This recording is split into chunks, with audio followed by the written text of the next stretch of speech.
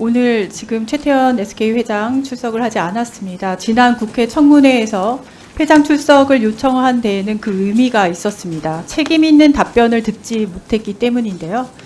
이 과정 통해서 사실 SK그룹은 고객 신뢰를 회복할 수 있는 기회로 삼을 수 있었다고 봅니다.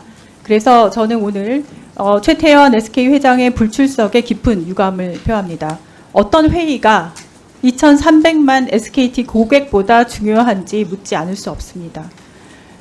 이 시점에서 2022년 최태원 회장의 발언을 좀 찾아봤습니다. 슬라이드 올려주세요. 당시 SK CNC의 데이터 센터에서 화재 나서 대국민 사과를 이곳 과방위에서 하셨습니다. 그룹 차원에서 했습니다. 카카오는 이 사고로 275억 원 보상을 했습니다. 당시 그 화재 책임이 있는 SK CNC 아직까지도 책임을 다하고 있지 않습니다. SK CNC의 배상 책임 보험 한도는 한 70억 원밖에 안 돼서기도 하고요. 피해 보상 관련된 공방은 지금까지 장기화되고 있습니다.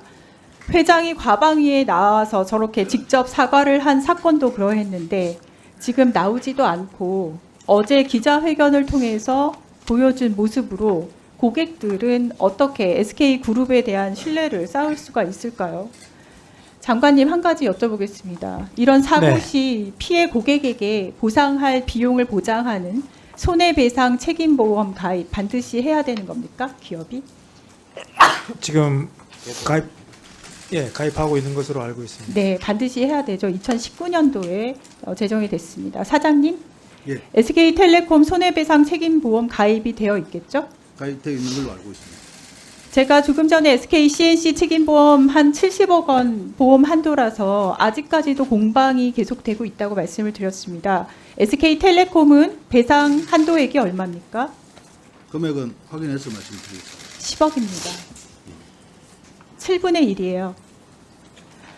국내 가장 큰 통신사가 든 보험이 연 납입금 수천만 원 수준으로 가장 기본적인 조건만 들은 보험입니다. 보도에 의하면 그걸 넘어설 책임을 다하겠다고 말씀을 이미 하셨습니다. 하지만 저는 이미 거기서부터 보안 문제에 대한 첫 단추가 잘못 끼워진 것 같습니다. 또 3년 넘도록 공방만 하실 건 아니죠. SK CNC는 지금 그러고 있거든요. SK텔레콤은 책임 있는 답변을 주셔야 됩니다. 3년 넘도록 공방만 하실 건 아니라는 것을 대답을 해 주십시오. 예. 정부 관리는 어떤가 한번 좀 살펴보겠습니다. 이게 기업에만 책임이 있냐? 그렇지 않습니다. 키사 원장님? 예. 2022년도에 KT에서도 굉장히 유사한 유심 정보 탈취 의심 사례들이 있었습니다. 당시 원장님은 아니시지만 그때 조금 말씀을 드릴게요. 그때 피해가 보고되고 난 다음에 KT는 유심 기변을 한 달 넘게 일괄 차단을, 굉장히 센 보호 조치죠. 일괄 차단을 시킨 일이 있습니다. 그때 과기정통부, 키사, 중앙전파관리소가 합동으로 현장 점검을 실시했습니다. 이거는 혹시 알고 계시나요? 제가 그에 대해서는 아직 파악을 안 했습니다. 그때 합동 조사 결과가 어떻게 됐냐면은 그럴 가능성이 없다고 종결을 했고요. 피해는 KT 고객에서만 36건 이상을 발생을 했고 어떤 건은 2억이 넘는 피해 보고가 됐었습니다. 그런데 어떻게 됐냐면은 결국에서는 관계 입증을 못했습니다. 혹시 이거 피해 보상 어떻게 이루어졌는지 여기서 아시는 분 있으신가요? 없네요. 2023년도 7월에는 LG U+에서 이건 아시겠지만 개인정보 유출 사고가 있었습니다. 이때 사실은 어떻게 알았냐면은 다크웹에서 거래가 되고 있어서 알게 됐어요. 어떻게 근데 결론이 났었냐면은 개인정보보호위원회에서 과징금 68억 원 처분하고 끝났습니다. 개인에 대한 피해 규모는 산정되지 않았어요. 저는 없던 게 아니라 모르는 거라고 봅니다. 이미 팔리고 있었거든요, 데이터가. 이번 건에 대해서요, 철저히 진상 규명을 하는 것이 굉장히 중요하다고 생각을 하는데, 그래서 키사의 노력, 그다음에 키사의 책임이 굉장히 셉니다. 그래서 아직 조사 중이겠지만 국민들의 알 권리를 위해서 조금 디테일하긴 하지만 좀 질문을 드리겠습니다. 이번 일은 폐쇄망에서 악성 코드가 발견이 됐습니다. 이것은 맞죠? 예, 그렇습니다. 이게 고의든 실수든 내부 직원의 소행이라는 증거가 있거나 아니면은 무슨 의심 정황이 있습니까?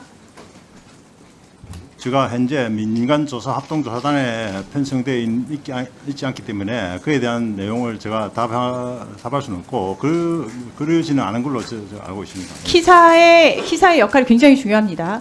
악성 코드는 언제부터 언제까지 심어져 있는지 혹시 발견이 됐을까요? 그 부분에 대해서도 제가 좀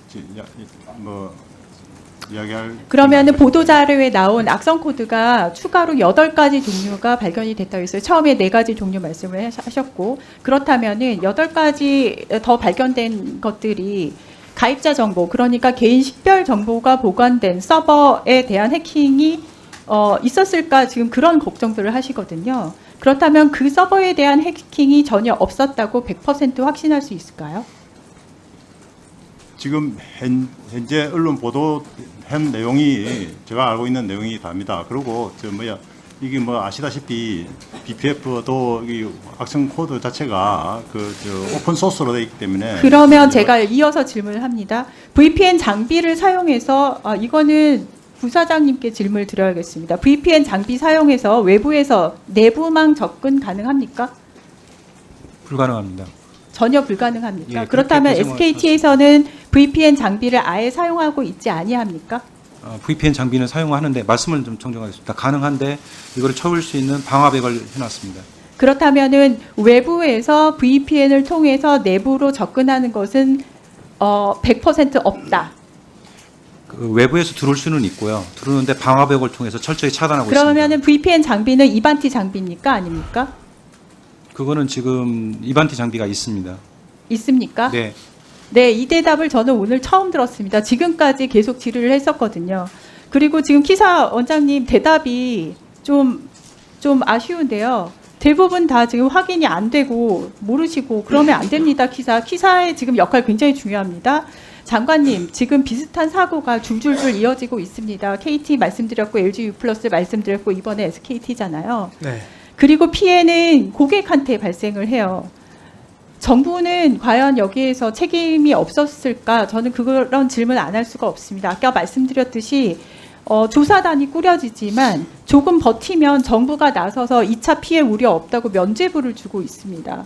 과징금을 내고 나면 또 별일 아닌 듯 지나가기도 하고, 저는 이제는 처벌 수위 높여서라도 기업들이 정보 보호 투자 열심히 하게 하고 중대 과실 업계 사전에 대비하는 것이 정말 중요하다고 봅니다. 그러면은 남는 방법이 사실은 입법부의 입장에서는 하나밖에 없어요. 뭐냐면은 징벌적 손해배상 도입이 필요하다고 저는 봅니다. 유상인 장관님께서는 징벌적 손해배상 도입 필요하다는데 동의하십니까? 네, 이 부분은 사실은 그 법적 검토가 필요한 부분이라서 저희가 미리 말씀드린 대로 법무법인에 이런 상황에 대한 의뢰를 한 적이 있습니다. 징벌적 손배에 대해서 법무법인 기책 사유에 대해서 이야기는 조금 다른 결인 것 같고요. 조국혁신당에서는 기업의 중대 과실 확인된 경우 손해액의 5배까지 배상하도록 하는 징벌적 손해배상 제도 도입을 대안으로 제시한 바 있습니다.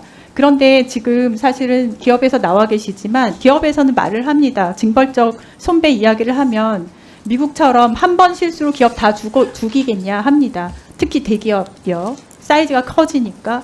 그런데 저는 이렇게 생각을 해요. 결국 사용자 없으면 회사도 없습니다. 길게 봐야 되고, 이번에 고객들 살리려다 망하면 살아날 수 있는데요. 계산하고 자리 보존하려다가 망하면 회사 다시 살릴 수 없습니다.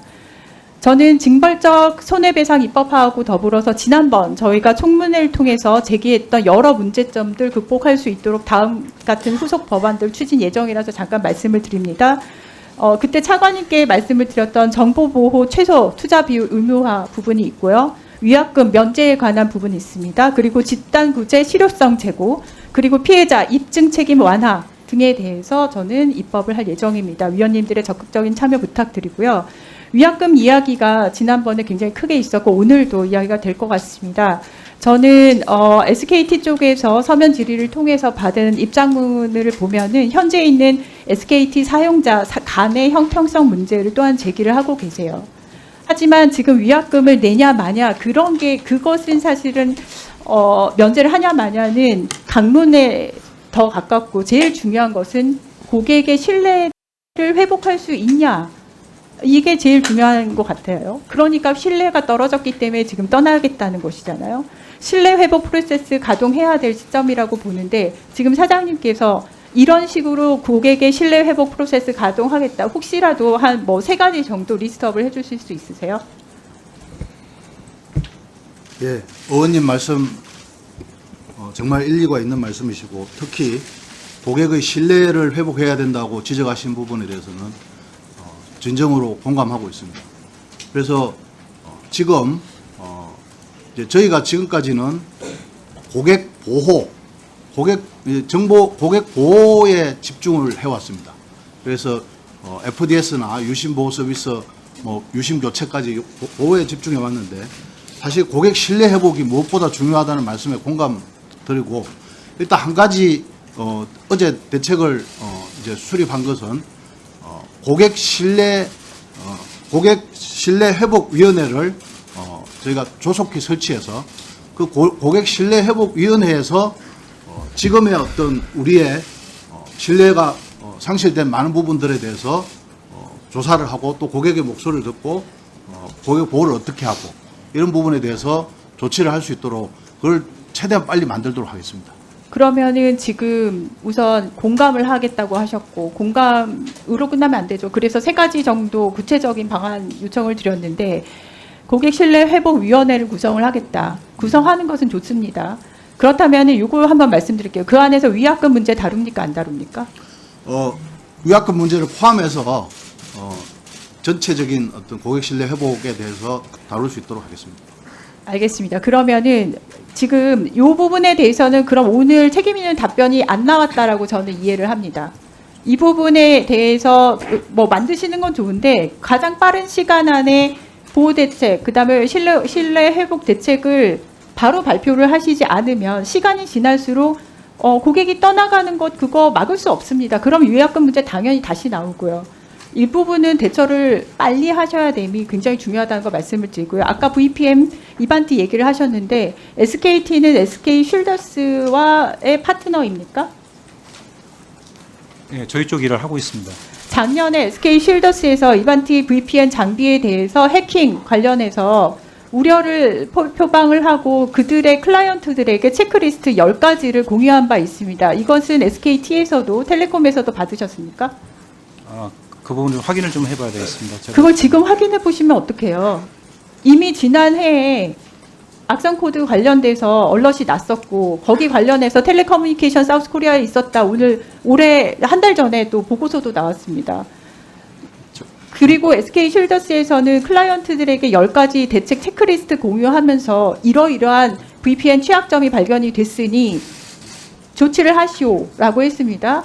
그걸 만약에 SK텔레콤에서 행하지 않았다고 한다면 정말 웃긴 꼴이고요. 최태원 회장 나오셔서 사과하셔야 되고요. 만약에 행했는데도 문제가 생겼다면 SK 쉴더스의 능력을 의문을 보낼 수밖에 없는 상황입니다. 방금 전에 사장님께서 보안 조치에 대해서 많이 하시고 그다음에 신뢰 회복 이 투트랙 말씀을 하셨는데 그 앞단 부분에 대해서는 부사장님께서 지금 아마 기술적으로는 리드를 하고 계신다고 알고 있는데 지금 SK 쉴더스에서 지금 VPN 장비에 대한 문제점 지난해에 발표를 했는데 그것 또한 어떻게 됐는지도 모르고 계시면 안 되죠. 지금 너무 총체적인 난국인데 이 부분은 특히 VPN 장비 관련해서 들어올 수 있는 여러 가지 취약적인 문제 체크하셔서 의원실로 좀 제출을 해주시면 좋겠습니다. 전 이상입니다. 이혜민 의원님, 가상사설망 VPN에 대해서 짧게 설명해 주시죠. 30초.